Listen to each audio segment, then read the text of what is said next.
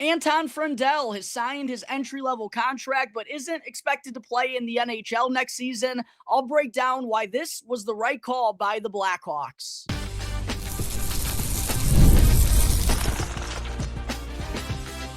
You're Locked On Blackhawks, your daily podcast on the Chicago Blackhawks, part of the Locked On Podcast Network, your team every day.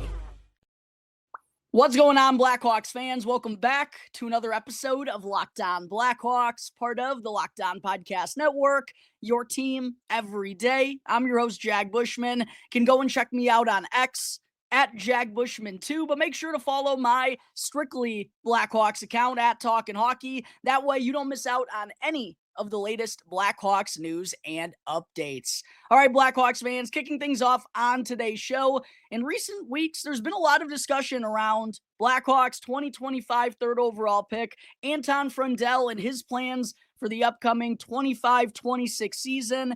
And in an episode that I dropped last week, I broke down Scott Powers of The Athletic in a column that he wrote up saying, the more that he hears just how high the Blackhawks think of Anton Frondell, the more likely it is that he thinks he sticks around for the 25-26 season and makes the NHL club out of training camp. Well, since then, we've gotten a few updates on the matter, the most noteworthy being Frondell officially signing his entry-level contract with the Blackhawks yesterday, which by no means tips the Blackhawks' hand or anything for what they plan to do with Frondell this year. Plenty of, high first-round draft picks, especially those who aren't NCAA eligible, sign their ELCs at this point of the summer, right after getting drafted. But Frondell is the highest player to go in the 2025 draft to sign his ELC. And just considering all the speculation that's, like I said, been going on these last few weeks,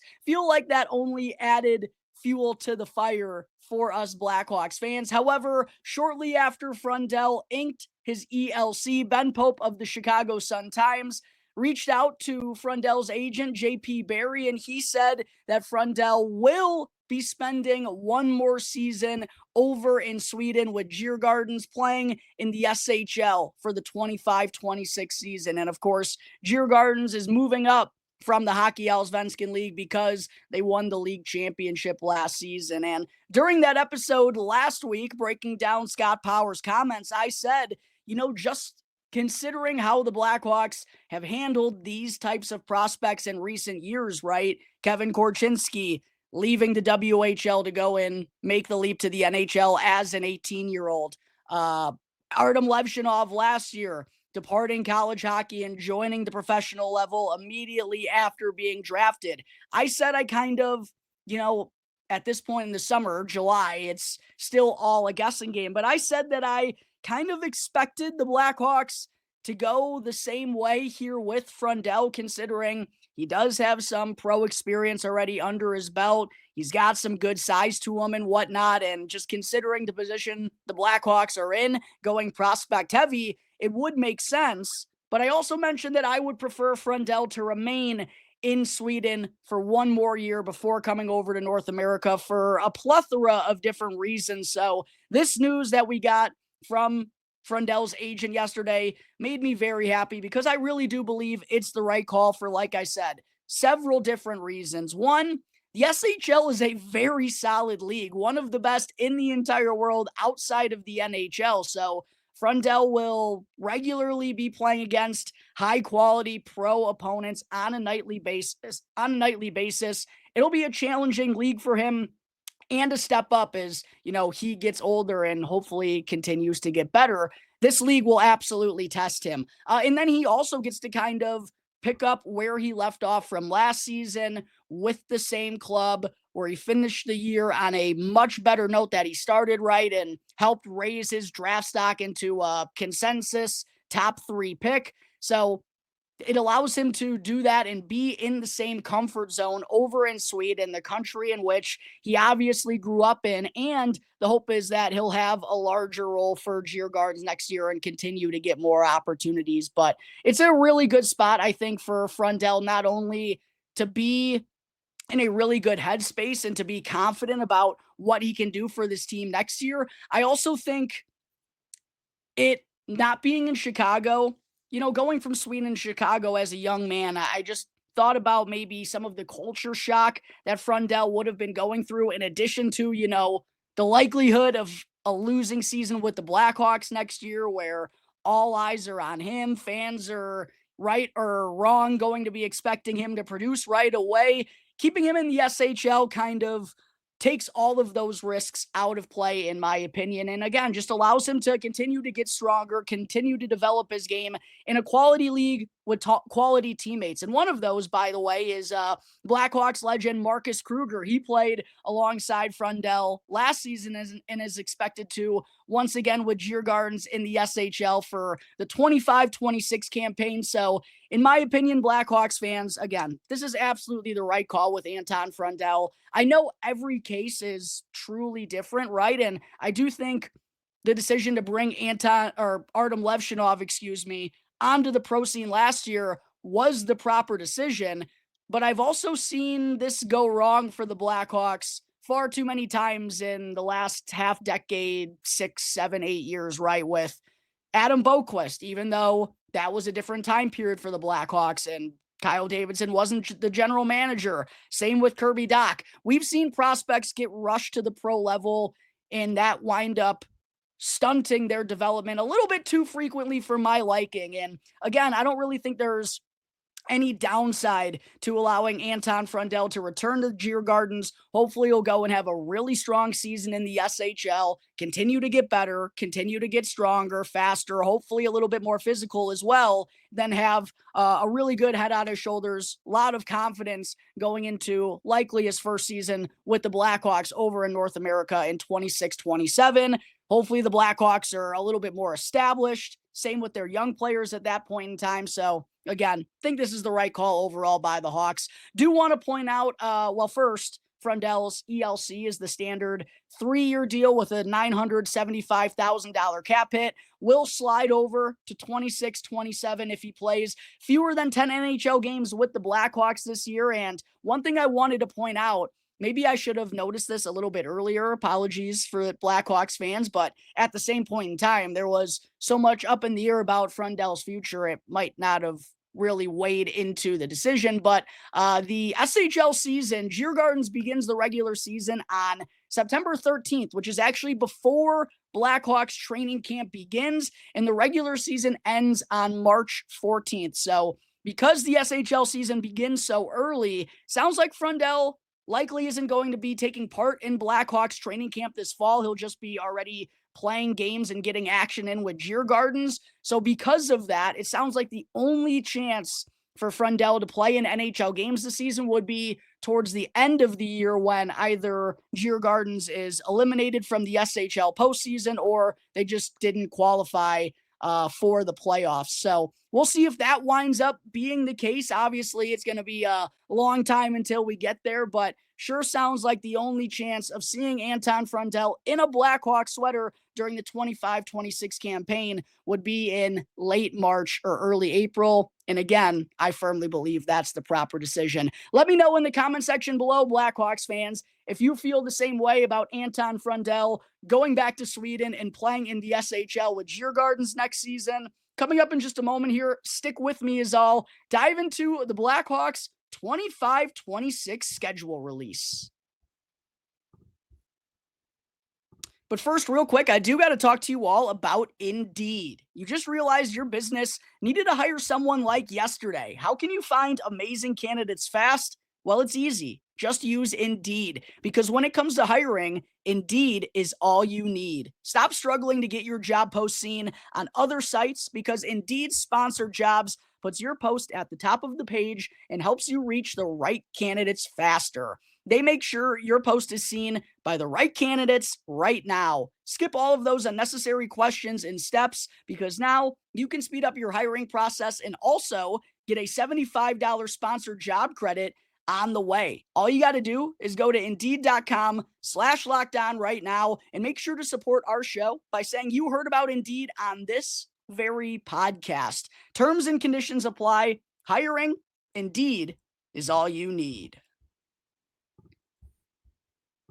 Back here on the Locked On Blackhawks podcast, part of the Locked On Podcast Network, your team every day. Before I get into segment 2, just a reminder to please go and smash that like button and subscribe to the channel if you haven't done so already. It's all 100% free, won't cost you anything, and really does help me out in a massive way in growing my platform. But segment 2, on today's show, in recent days, we've been kind of getting little tidbits of the 2025-26 schedule for each and every NHL team, as well as several AHL clubs. We also found out the Blackhawks preseason schedule last week. Then we figured out when the regular season opener for them is going to be. Well, finally, earlier this afternoon, we got the full-blown Blackhawks 25-26 schedule drop in. Now we know the key dates for this upcoming season, so I definitely wanted to break that down for you all here on today's show. First and foremost, though, let's get into the preseason schedule. The first unofficial bit of Blackhawks hockey we'll see in the fall of 2025 comes on Tuesday, September 23rd in Detroit against the Red Wings. That will be the Blackhawks preseason opener. Again, September 23rd. Circle those calendars. That's when Blackhawks hockey unofficially returns this fall. They'll actually begin the preseason with 3 consecutive road games and then conclude the preseason with 3 consecutive games at the United Center. After beginning preseason action in Detroit, the next contest will come on Saturday, September 27th, 4 days later in St. Louis against the Blues, and that'll be the front end of a back-to-back that they'll be having the following night on the road once again against the Minnesota Wild. And those will actually be the 3 teams the Blackhawks are playing at the United Center to close out the preseason. Tuesday, September 30th, against the Detroit Red Wings at the UC. Then a couple of days later, Friday, October 3rd, back at the United Center to take on the Minnesota Wild. And then the preseason will wrap up the following day, Saturday, October 4th, against the Blues, considering that's a back-to-back. And then we'll have the regular season opening up just a couple of days later. I envision Friday, October 3rd. You know how the preseason goes. You usually get 3 games of the A roster, maybe 4 games of the A roster, or some sort of mix and match of that. And then 2 games of usually a lot of prospects, right? I'm anticipating the first of those prospect games will either be the 27th in St. Louis or the 28th in Minnesota. The last postseason game, I'm going to guess Saturday, October 4th against the Blues. The Blackhawks will very likely know their NHL roster at that point in time and probably don't want to risk any of those guys getting hurt before the regular season opener, which we found out a couple of days ago. So freaking annoying how this seems to happen to the Blackhawks every single season. I don't know why. They'll be part of a triple header on ESPN to begin the 25-26 regular season. They'll actually have the first game of the day, which, interestingly enough, is going to be a 5 p.m. Eastern time puck drop. It'll be 4 p.m. Central time for us Blackhawks fans here in Chicago on a Tuesday, taking on the back-to-back defending Stanley Cup champion Florida Panthers for yet another banner raising ceremony. Why do they do this to us? Every single year I've been the host of this show, it's like season opener in Tampa, season opener in Colorado, and it's like the Blackhawks are getting set up for slap shot regatta to be played against their goaltender. I'm sick of it. I get, the reason this is happening, truthfully, is because we're such great fans, Blackhawks fans, and not many fan bases would be following their teams this passionately. They've been doing as much losing as the Hawks have in the last 4 to 5 years. So I think that goes to show what great support we unconditionally give this team. But man, it would be nice if the NHL could reward us for that in different ways other than consistently rolling us out against, the defending Stanley Cup champions in a banner raising ceremony, or one of the top teams in the entire NHL in a hostile environment in their building. Legitimately, when's the last time the Blackhawks opened up the regular season at home? I feel like it hasn't happened since that crazy 10-2 win or whatever they had when Nick Schmaltz had a hat trick on opening night. That might have even been a decade ago at this point in time. This one definitely left me a little bit salty, Blackhawks fans. But again, season opener Tuesday, October 7th, 4 p.m. Central Time puck drop. And the real cherry on top is it's on the road against the defending Stanley Cup champion Florida Panthers for their banner ceremony. Aye, aye, aye. 2 days later after that, the Blackhawks will play their second regular season game of the season. That'll be on Thursday at 6 p.m. Central Time in Boston against the Bruins. Finally, though, the Blackhawks will come on back to the UC. They'll have their home opener with an Original Six matchup on Saturday, October 11th against the Montreal Canadiens. That was a terrible French accent, by the way. I'm kind of ashamed of myself for doing that poor of a job. Speaking of the Canadiens, Blackhawks legend Joe Veleno, who was, of course, bought out by the Seattle Kraken after being acquired in a 1-for-1 deal for Andre Burakovsky, he just inked a 1-year deal with the Montreal Canadiens. And as I posted on Twitter, he's so scoring in that season opener down on the Canadiens' fourth line, isn't he? But getting into some fun facts, noteworthy takeaways from the Blackhawks schedule drop. 6 of their first 11 games in the month of October are on home ice, but then they do go on a 6-game road trip to begin the month of November. They're in Winnipeg, they're in LA, they're in Calgary. I believe the only game that isn't in Western Canada or on the West Coast is in Detroit before they come back home. On the bright side, though, this is something that clearly Danny Wirtz, since he's taken over, and the new Blackhawks brass have really emphasized in recent years, is having more home games on Friday, Saturday, and Sunday. 20 of the Blackhawks' 41 games at the United Center this season are going to be on Friday, Saturday, or Sunday, and obviously those are the days where, there's usually not school the next day. People don't have work. They're a little bit more inclined to go and watch a crummy Blackhawks team play, especially in those colder months of the winter. Speaking of the winter, in December, though, only 5 of the Blackhawks' 14 games are going to be at the UC. That is going to be a big month on the road. But then things flip in January. 11 of the Blackhawks' 16 games in January are going to be on home ice. And in fact, they're only going to be on the road once from January 4th through the 22nd. So I'm sure that's going to make a lot of wives and kids very happy. And then the Blackhawks wrap up the 25-26 season with a 4-game homestand at the UC. As far as key dates go, got a bunch of them here. 10/19. Joel Quenneville, now, of course, the head coach of the Anaheim Ducks. He'll be coming back to the United Center for the first time as the Ducks head coach. I believe he was back.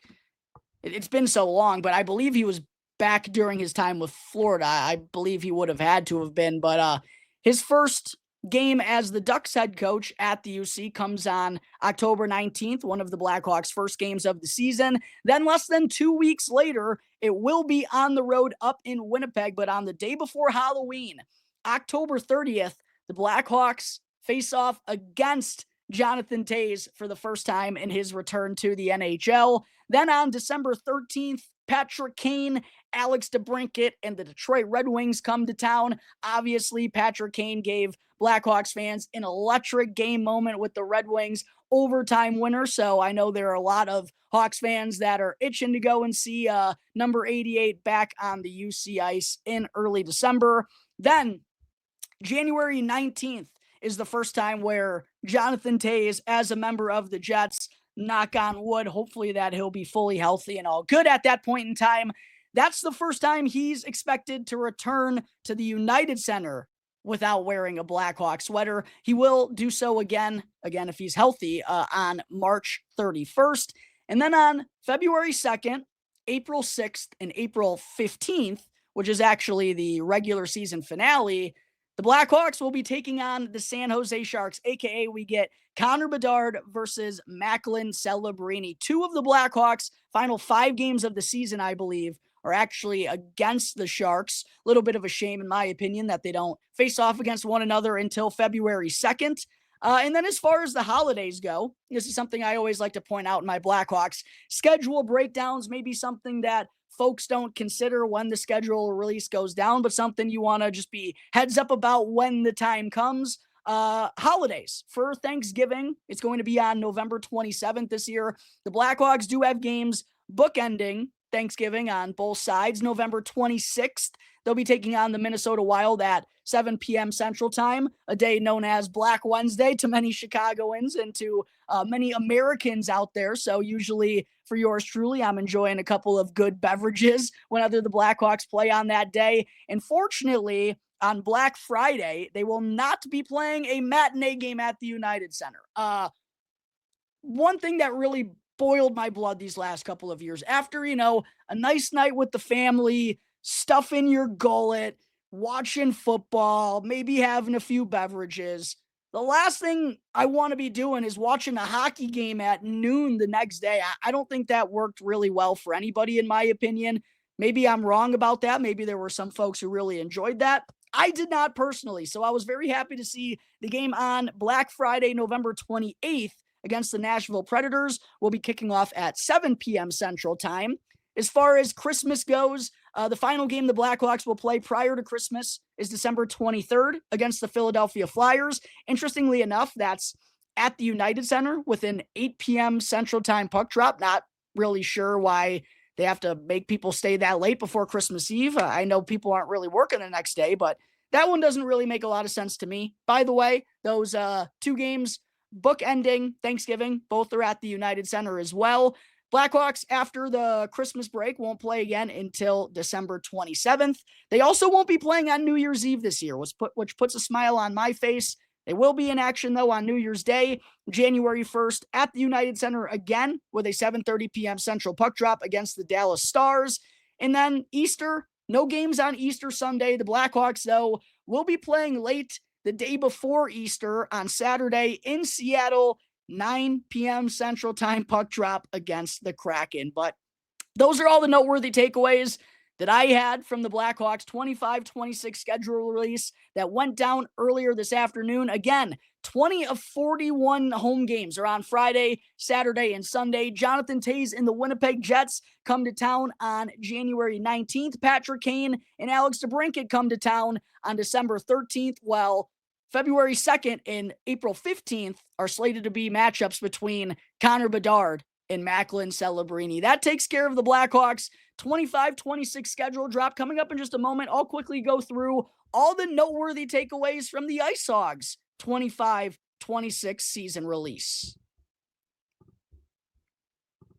Real quick, though, I do got to talk to you all about the fine folks over at FanDuel. Summer sports are now in full swing, and whether you're all about baseball under the lights, golf on the green, or high-stakes soccer action, FanDuel is the best way to make every game even more exciting. You're already following the action, so why not make it a little bit more thrilling? It's super easy to use, fast to pay out, and makes even regular season games feel like must-watch events. Whether I'm placing a same-game parlay or watching a bet, getting my sweat on, riding it into the ninth inning, FanDuel really does make it feel like I'm a part of the action. And if you're new to FanDuel, then that's perfect because new customers can bet just $5 and get $150 in bonus bets if your first $5 bet wins. All you got to do is open up the FanDuel app today or visit FanDuel.com/lockedon in order to get started. Again, that's FanDuel.com/lockedon today, or go and download the FanDuel Sportsbook app.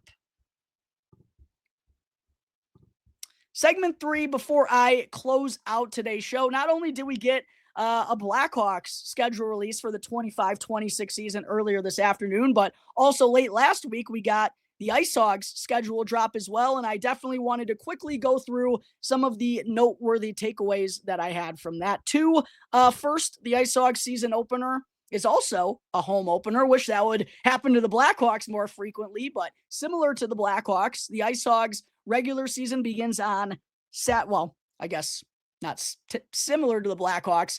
The IceHogs home opener, similar to the Blackhawks, is on Saturday, October 11th. They'll be taking on the Milwaukee Admirals, the team that knocked them out of the Calder Cup playoffs after having a 2-0 lead in the first round, which was a very tough pill to swallow as the IceHogs were cruising early on there in the playoffs. Drew Commesso was absolutely balling, and then the tides of the series changed, turned rather quickly, and Milwaukee was able to take those last 3 games with their backs against the wall like they did in the first round the year prior against the Texas Stars. So a chance for the IceHogs to take out a little bit of frustration in that season opener on home ice. But after playing at the BMO on October 11th, 6 of their next 7 games are going to be on the road in the month of October. However, on positive side of things, the month of February is going to be largely all about home ice for the Rockford IceHogs. And a big reason for that is because, a reminder, they're hosting the AHL All-Star Game this year at the BMO. So the skills competition is going down on Tuesday, February 10th. Make a note on your calendars. Maybe you want to take a trip out to Rockford. Maybe you'll see, who knows, one of these young Blackhawk studs in the AHL All-Star Game. You never know how things are going to go and shake out. The skills contest goes down on Tuesday, February 10th, and then the All-Star Game itself is on Wednesday, the 11th. Pretty crazy that the AHL All-Star Game is coming to Rockford, Illinois, but I absolutely love it.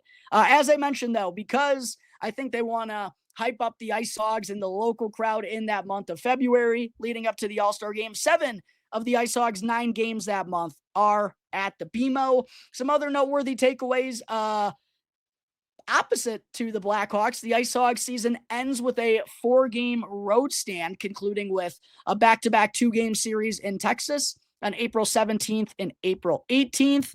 They'll also be playing 9 different opponents in their 72-game schedule, including 12 games against Chicago and Milwaukee. No, that's not 6 and 6. That's 12 games this year against the Milwaukee Admirals, and then another 12 games against the Chicago Wolves. And I know, like the AHL, because it doesn't have the same financial backing as the NHL, right? They're not traveling all around the country and playing every single team.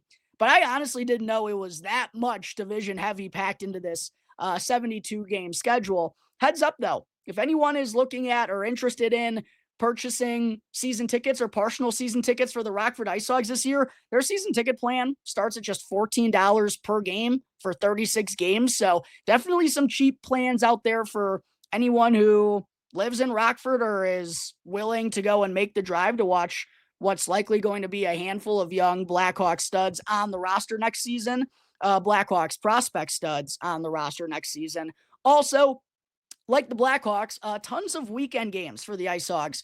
30 of their 36 home games this year fall on either Friday, Saturday, or Sunday. 11 will be on Friday, 14 will be on Saturday, and then they'll also have 5 on Sunday. And 19 of 28 weekends during the 25-26 campaign will feature an IceHogs home game, and 9 of them feature multiple IceHogs home games. The IceHogs also play on 28 consecutive Saturdays. There isn't a single Saturday throughout the course of the season in which they aren't in action, and they'll be having some new teams on the schedule this year. They'll have a 4-game series with the Hershey Bears, who they have not played since 2019. They'll also have a 4-game series against the San Diego Gulls, who they've only played against 6 times, in franchise history. And for just the second time ever, they'll be taking on the Colorado Eagles. So getting some new opponents here on the schedule for 25-26. And outside of those 12 games, like I mentioned, Hershey, San Diego, and Colorado, those are 3 4-game series. Outside of that, it's all divisional contests for the IceHogs the rest of the way. 60 of their 72 games this season come against the Central Division, which is actually less than it was last year. In 24-25, 62 of their 72 games came against the Central Division. Absolutely crazy. I knew, again, it was packed against the division, but I didn't know it was like 90% of the games that they play is against the Central Division. That was a little bit surprising to me. And then last but certainly not least, I guess I already mentioned this, in February, 7 of their 9 games are in Rockford before they kind of hit the road a decent amount for those final 2 months of the year. But that takes care of both the Blackhawks and the IceHogs' noteworthy dates for the 25-26 season. That's going to wrap up today's episode of Locked On Blackhawks, everyone. As always, thank you all again for joining me on the show. Be sure to subscribe to the channel if you haven't done so already. Go in, smash that like button as well. I greatly appreciate all of your support. And a reminder, everything is free as well. You can check me out on X at Jack Bushman too, but make sure to subscribe or make sure to follow, my Strictly Blackhawks account at Talkin' Hockey. That way you don't miss out on any of the latest Blackhawks news and updates. But until the next episode, Blackhawks fans, enjoy the rest of your days. I'll see you next time on the Locked On Blackhawks podcast, part of the Locked On Podcast Network, your team every day.